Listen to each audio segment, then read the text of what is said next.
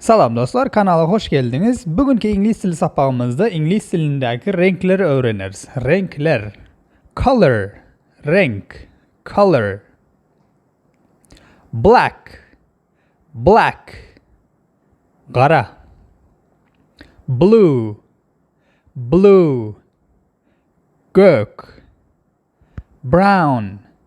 Brown. Mele. Gray. Gray. Çal. Green. Green. Yaşıl. Orange. Orange. Məmişi. Pink. Pink. Gülgüne. Purple. Purple. Benevşe. Red. Red. Kızıl. White. White. Ak.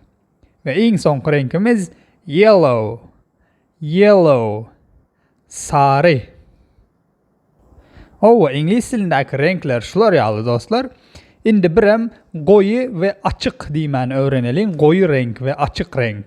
Mesela koyu gök demek için dark blue diyeriz. İngiliz dilinde dark demek koyu demek. Dark blue. Koyu gök ya da yapık gök. Açık demegem light. Light green. Light green. Açık yaşıl. Bir zadın renkini soracak olsak dostlar, what color is it diyeriz. What color is it? What color is it? Bu haysi renkte demek. Böyle anda bugünkü sapağımızdan şular yalı. Sorunuz var olsa komentariya yazıp bilersiniz. İndiki videolarımızda görüşeceğiz. Sağ olun.